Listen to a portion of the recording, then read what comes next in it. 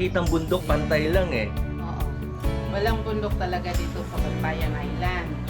Dito sa Santa Fe, ito lang yung masasabi namin, yung 3S, yung sun, the sand, and the sea. Punta kayo dito.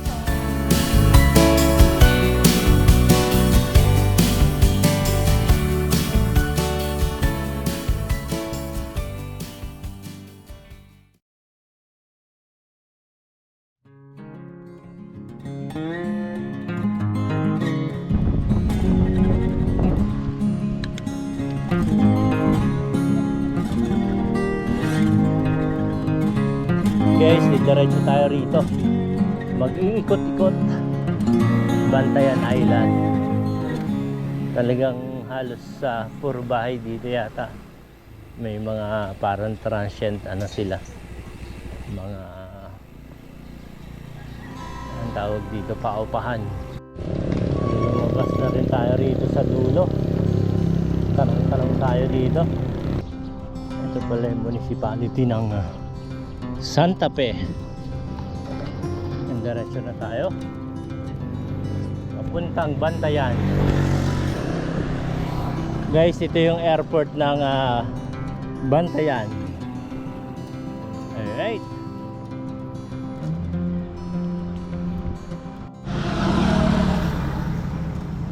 Yung sinabi nung local na dito tayo dumaan kasi maganda raw yung view rito sa seaside. Subukan natin. Ito guys, papunta na tayo sa tabing dagat. Ayan, dumadaan tayo sa curve pero pantayan. Ayan, puro niyugan. Wow.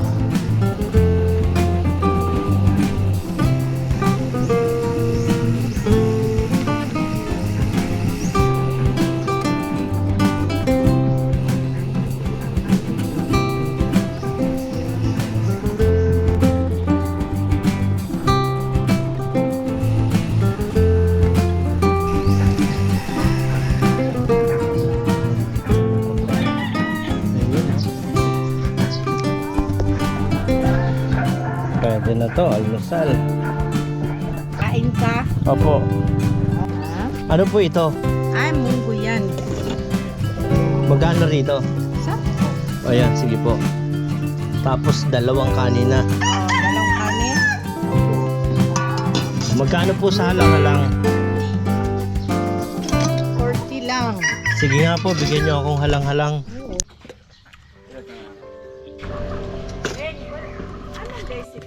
Sarap. First time ko mag-breakfast na 4 na ulam. Dito ko lang na-experience sa Bantayan Island. Sobrang mura ng pagkain nila rito kasi yung atay, makakabili lang 20 pesos lang. Ito 40, ito 10. Tapos yung lumpiang Shanghai, magkano lang din 10. Nakakaaliw dito sa kinainan ko. Hindi ako makamove on. Sobrang ganda ng place eh. Ayan o. Diba? Mga huni ng ibon.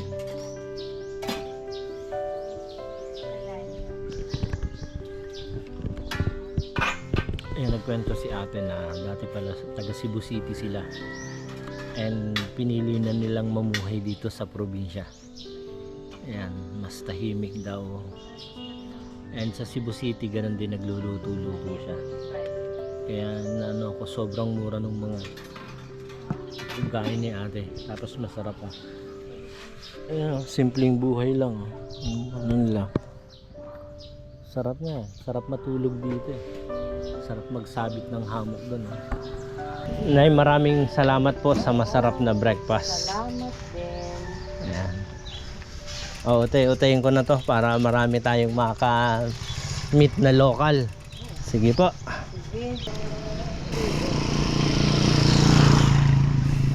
Simple yung bahay nila. May mga kambing.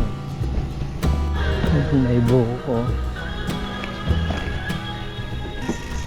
Uboob Mangrove Garden Eco Park. Magkano pong bayad dyan? 75 po. Ano po yung meron sa loob? Mangrove lang. Mangrove Eco Park. Eco. Ito yun. Diyan nag-shooting kami sa Kamsawi, Kamugi. Ano pa yung isa? Yan lang. Uwi na lang po ako. Ayun. Ito pala yun. Nakita ko sa mapa. Ang lapit na lang pala. Ayan. Malilim ang kanilang highway. Daming puno ng nyog kabilaan. Marami pala rito manukan, no? Ayan guys. Bantayan Island. Kahit dito sa kabila, manukan pa rin. Ayun, pagdating dito sa kanto, titingin tayo sa mapa. Welcome Ubuob. Dito pala yung Camp Sawi. Pangdrog Garden, Ecotourism, Ubuob. Papunta na tayong Bantayan, Island Songko. Santa Fe dito, diretso tayo Bantayan. Parang ito, ganito lang yung Matarik then bulusok ulit, Bantayan. Ito yung Bantayan Central School. Dito na tayo sa Bantayan. Dito tayo sa proper ng Bantayan. Bantayan Island. Try nating umikot doon sa may simbahan. Ganda yung simbahan.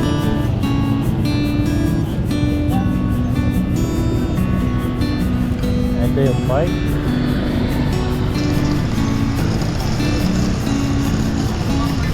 Doon tayo sa harap ng simbahan and pupunta na tayo papuntang Tataw. Tayo sa seaside version. Hindi ko alam kung may daan sa dulo. Wala yata. And nangamoy danggit. Yan oh. Fresh. Dami. Sana may daan nandito pa ikot. Namamaybay tayo dito sa Bantayan Island. Buhat bike na lang dito. Yeah. Pahinga tayo rito. Alright. Medyo mainit dito pero pwede na to. Malilim naman tong shade house. Safe. Past 12. Grabe. Sarap matulog guys. 12:50 na. Sarap matulog dito. Ayan guys, leave no trace tayo. Tabang Tamyao. Sana pa tayo. May namataan tayo. Panalo to. Sarap. Magkano po sa avocado? Ha? 140? Entering tayo. Madridijos. Alright. Welcome to Madridijos. Uy, ganda. Panalo to guys. Man-made forest. Sarap dito, lamig oh. Dapat dito na lang ako nagsabit ng tent eh.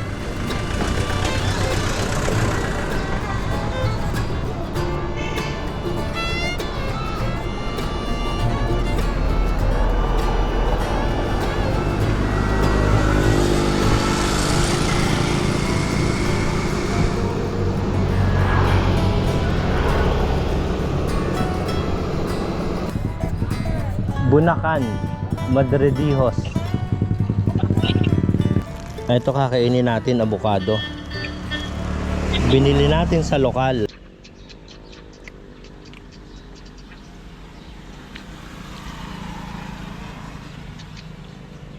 Avocado ng Bantayan. Galing pa raw Cebu to. Hindi mo pala makita. Dito tayo sa Madridijos. Papunta na tayo sa Kuta Park. 200 meters daw, turn right. Diretso lang. 400 meters, turn left. 400 meters, turn left. Welcome to Kuta Park. Pwede ko lang pumasok dito. Okay, meron sa loob. Tingnan na rin natin dito sa loob. Ito lang yung loob niya guys. Kuta. Ito na yung kuta dati. Nakikita mo, may namatay na lang ng mga puno. na preserve nila. Nong, pakilala ka. Nilo Boy na Vista. Ilan taon na kayo rito sa Kuta Park? Mahigit 3 taon. Caretaker kayo o? Gwardiya. Itong park na to matagal na. Matagal na ando na kasulat ang ilang taon na. Pero naging guard ka lang dito, 3. Hmm. Tapos pre-entrance lang dito. Pre, walang donation, walang entrance. Ayan. Kasi public ito. Sige Nong, salamat. Salamat. Ganda pala rito sa likod ng Kuta Park. Ayan. Bababa tayo ngayon dito. Papasyal tayo. And maganda pala rito yung sunset. Para siyang Baywalk. Alright. Ayun. Madredijos ng Bantayan Island. Picture. Silipin natin ang Baywalk ng Madredijos. Ayan o, ang galing o. Oo, linaw ng tubig. Sarap maligo. Ayan, pupunta tayo ron. Pinayagan ako ni Manong na dalhin ko yung bisikleta kasi sabi ko, pipicturean natin tong bike. Namnamin na natin to. Try natin sumakay.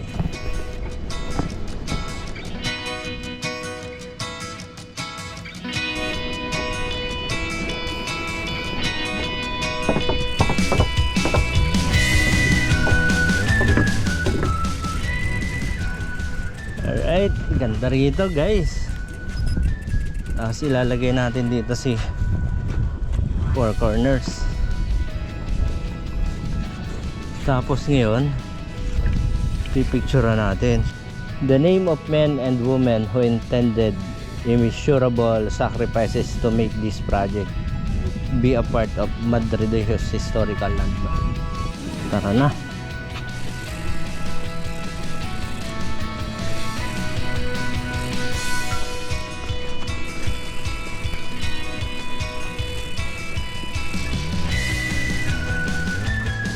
Madridijos.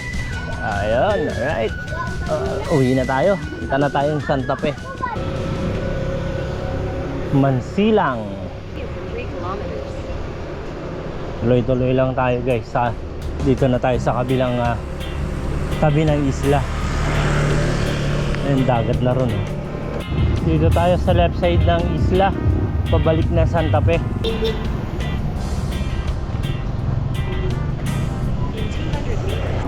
Ganda no? May sikat ang araw pero makulimlim tong dadaanan natin. 12 kilometers to Santa Fe. Turn left daw tayo rito. Thank you. Bantayan Island Nature Park. Ganda rito.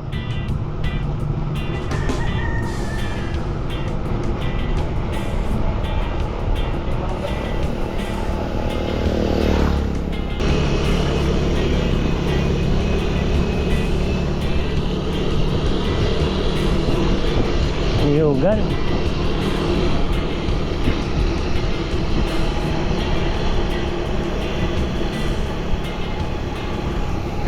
Last 7.8 kilometers. Banda ron, dagat na oh. Diretso lang tayo rito. Turn left daw tayo rito. Sibilye na store. At matatanaw natin dagat. Right on the David Road. Dagat na tabi. Ayan o. Look guys. Tabing dagat. Ganda o.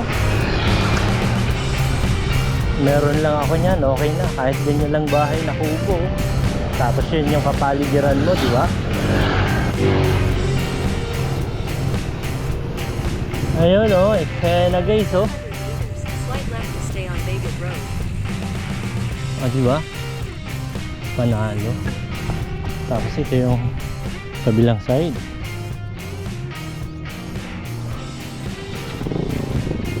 Mga nadadaanan natin along the way.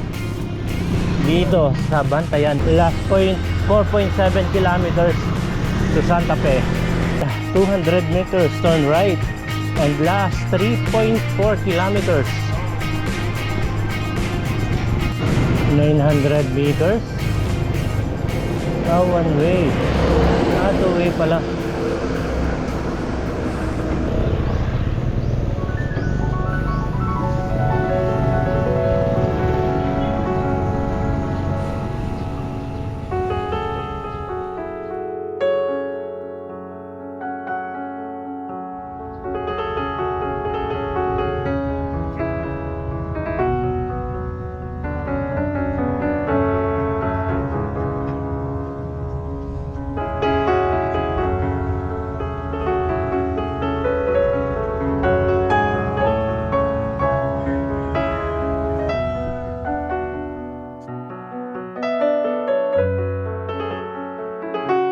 Morning guys, good morning Bantayan Island.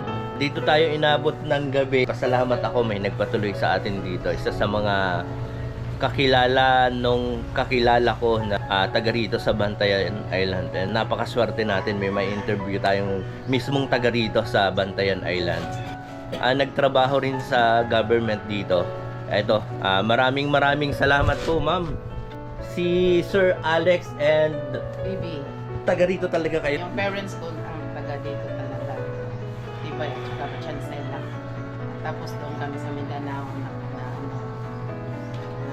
Lumaki po kayo Mindanao. yes po. Saan sa Mindanao? Sa Butuan. Bumalik kayo rito. Bumalik ako dito 1992. Dito na ako nakapag-asawa. Government po ba kayo nagtrabaho? Opo. Anong... Sa DSWD tapos sa tourism. Ma'am, konting kwento po regarding dito sa Bantayan Island. First time ko ngayon, impression ko and maganda. Kumbaga, wala akong nakitang bundok, pantay lang eh. Oo. Walang bundok talaga dito sa Bantayan Island. Dito sa Santa Fe, ito lang yung masasabi namin, yung 3S, yung sun, the sand, and the sea. Punta kayo dito, maganda dito, lalo na yung sunrise. Dito yung yung port, may airport na din dito sa Santa Fe. Yung airport po, on process na. Ongoing na siya. Biyahe na. Pero every weekend lang yon ang biyahe niya. 2 beses yata yun. Sa airplane po. Oo, sa airplane. Ang Bantayan Island is composed of 3 municipalities, which is the Santa Fe, the Bantayan proper, and the Madridejos. Okay, yun ang 3 municipality dito sa Bantayan Island. Yun ang sinasabing Bantayan Island. Pag sinasabi mong Bantayan Island, 3 municipality talaga yun. Apo. So, yung sa Bantayan proper, sila yung nagdadala ng bantayan. Kaya nga, nung nagyulanda, yung mga aid talaga, yung mga tulong, dire-diretso doon sa Bantayan kasi yun lang ang alam nila na yung Bantayan Island ay yung sa Bantayan proper. Pero hindi. 3 municipality talaga itong Bantayan Island. Which is, ang Santa Fe ay nandito yung port at saka yung airport. Ang nauna, Bantayan o kaya lang naging 3? O kumbaga sabay-sabay ba sila? Sabay-sabay talaga sila. Oo. Pero yun lang ang tinatawag na Bantayan Island kasi yung Bantayan proper talaga is composed of 25 barangays. So sila ang pinakamalaki. Kaya yun ang tinatawag na Bantayan Island. Kasi malaki sila, 25 barangays. Ito pong Santa Fe, ilang... 10 barangays only. And Madridejos is 14 barangays. Kada bayan dito may mga tourist pa talagang makikita yung Opo, maganda. yes po. And yung Madridejos, nandun yung sunset. Yes. Yung nila, boardwalk, yung tinatawag na boardwalk na Opo. sa kota nila. Ma'am, konting kwento. Natagal nyo na rito. Paano naging tourist attraction? And sabi nga nila, nung nagsara daw ang Boracay, halos lahat dito nagpupuntahan. Oo, dito nagpuntahan kasi nakita nila yung potential ng Santa Fe, yung magandang beach talaga dito. The finest sand nandito sa Santa Fe. Kaya yung nagsara yung Boracay, halos mga tourist nandito sa Santa Fe. Kaya dito nag-boom. Nag-boom talaga yung Santa Fe. At saka, lumalabas na yung mga beaches, mga guest houses dito sa Santa Fe. Dito sa Holy Week, starting Monday, marami na talagang tao dito kasi yun ang pinaka outlet siguro ng mga tao na pupunta sila dito kasi known yung Bantayan sa kanilang lechon. Oo, makain sila ng lechon doon sa Bantayan proper, pero dito sa amin sa Santa Fe wala. Oo. Pero ang Holy Week is not a fiesta, no? Kasi yung iba kasing tao, ang alam nila na fiesta talaga yung Holy Week kasi pumupunta sila dito, fiesta daw. Hindi. Holy Week is iba yung sa fiesta. Holy Week talaga. Nag-ano tayo na kamatayan ni Jesus Christ.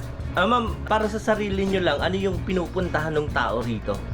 Siguro vacation. Oo, kasi yun lang sa iba yung nagtatrabaho, yun lang yung mataas na vacation na days. Oo. So, Mahaba. Oo, yung mahabang days na vacation na so pumupunta sila dito. Nagka-interest sila dahil sa mga promotion na rin siguro. Tapos sa ganda talaga nung... Oo. Maganda talaga. Oo. Hindi kayo ma-disappoint pag pumunta kayo dito. Yung pinabubuhay ng mga local dito. Before, yung wala pang tourist dito, yun talaga yung panagat. Oo. At saka sa farming. Panagat is Sa dagat. fishing, yes. Fishing. And then farming. Yun lang talaga. Aside sa sa mga professionals. Pero ngayon, marami na. Kasi destination na ang Santa Fe. So, marami nang pinagkaabalahan ng mga tao dito. For example, yung sa island hopping. Marami nang involved doon ng mga mga tatay. Nagka-distribute na yung sa mga dati yun fishing at farming lang. Tapos ngayon, yun na-distribute na talaga yung mga workers dito. Meron na kasing mga kusineros, housekeeping, talagang nag-boom sa Santa Fe. Hindi na masyadong mahirap ang mga tao dito. Ganun pa din dahil sa maraming pinapag-aral, mayroon pa ding problema pero hindi na masyado. Yung mga may-ari ng mga farm dito, mga taga rito rin ba? Yes, taga dito din sila. Sa poultry, meron namang piggery dito. Kasi itong Bantayan Island is known also for the egg basket of Cebu. Kumbaga ito yung isa sa malakas mag-supply ng... Yes, opo. At saka yung sa mga panglechon. Kasi merong piggery din dito. In case naman po ron sa mga establishment o yung mga kagaya ng mga school hanggang college, meron na kompleto Meron dito po. Ang sa Santa Fe is ongoing pa din, and workout pa din nila. Pero doon sa Bantayan at saka Madrid is nandun na. Meron ng CTU doon, MCC, Salazar, Bantayan, Southern Institute sa Bantayan. Halos kompleto na rin. Halos kompleto na. Dito na lang sa Santa Fe ang wala. Pero nag-workout talaga sila. Sa palagay nyo, ano yung pinakamaunlad na municipality ng Bantayan? Yun na yung pang Miss Universe. Yes, parang nako-confuse ako doon. Hindi na, kumbaga real talk lang, kumbaga para sa inyo pa rin, kumbaga proud kayo na taga Bantayan Island. Oo. Kasi po, pag negosyo yung sasabihin natin, yung Bantayan proper talaga ang kasi silang pinaka-center. Tapos marami sila doon. 5 barangays. Pero dito sa Santa Fe talaga, nagbo-boom talaga ngayon. Santa Fe. More on commercial yung... Yes, opo. Ang iba nga, hindi na wala nang... meron din sa farming pero hindi na masyado. Talagang dito na sila nag-focus sa tourism.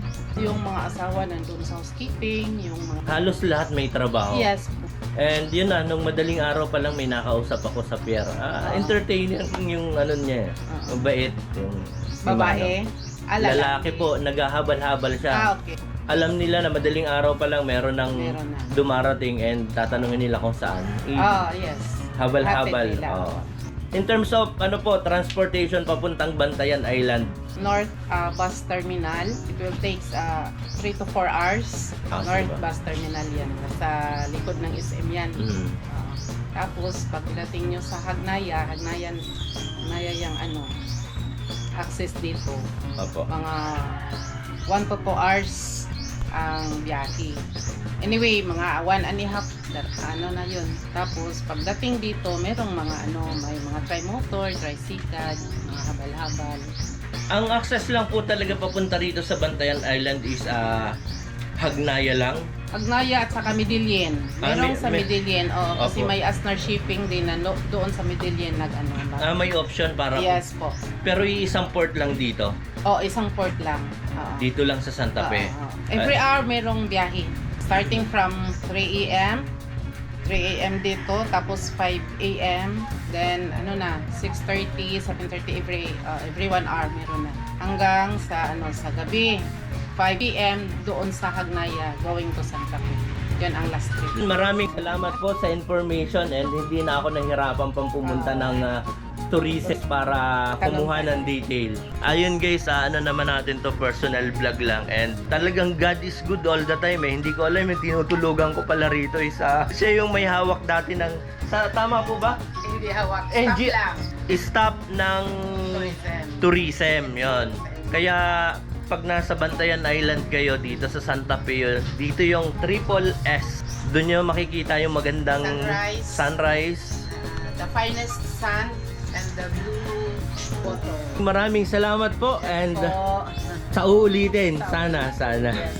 Si Kuya Alex. Yun, no? Salamat ng marami. Maraming salamat po sa lahat, pati sa content. Mag-ikot-ikot ka pa dyan. Punta lang ako ng tabing dagat. Ayun guys, dito tayo. Punta tayo sa tabing dagat. Sand and Sea. Triple S dito sa Santa Fe. Bayanihan. Ang daming bumubuhat.